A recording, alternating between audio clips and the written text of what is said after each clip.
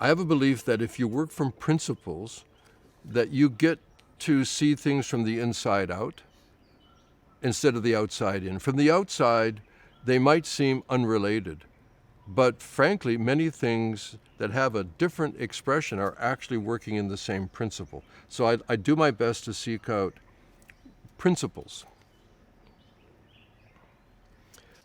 I was plotting the information dynamics in the entropic brain model.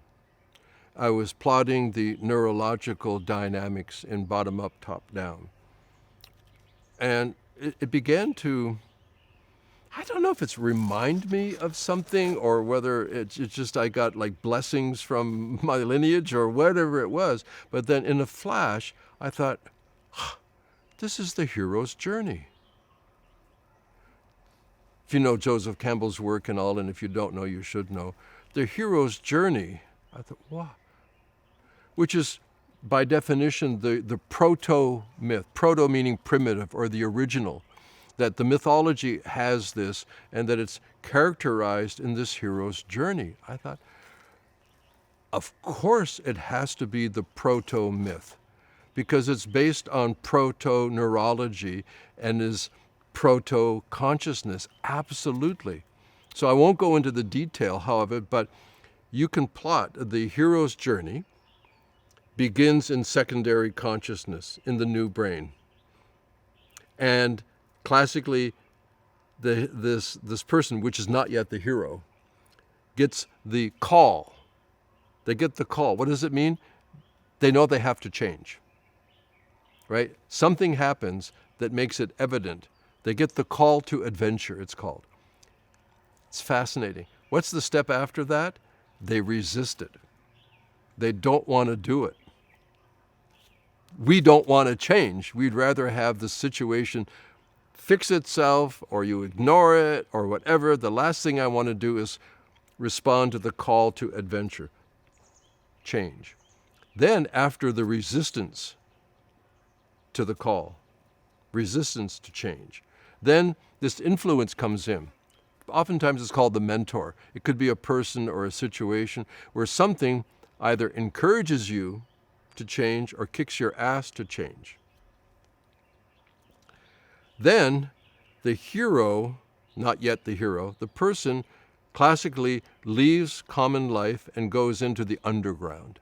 Maybe in today's concept we would say they go into their unconscious. In the model, they leave secondary consciousness, they go into primary consciousness. They leave the new brain, they go into the old brain. And there, what happens? They encounter tests and allies and friends, meaning all sorts of things pull and push you. Then they go into the secret cave. The secret cave, the deep sense of original self. And they discover in the secret cave a treasure. They take this treasure and it is as though they are reborn. They leave the underground. They leave primary consciousness. They leave the old brain and come back into ordinary life. Again, they emerge from the underground with an elixir, with something new and important, not just for themselves, but for others. That's the hero's journey. That is, I would argue, precisely the neurological dynamic of neuroplastic change.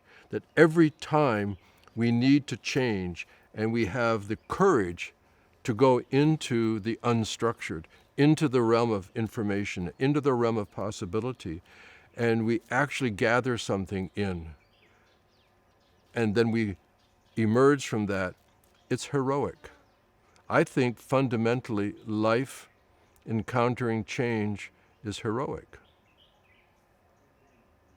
That made a big difference for me because I felt a kind of a spiritual, philosophical, psychological, physiological, sociological wholeness to this fact. Yes, that not only do we need to change, in life, we actually can change.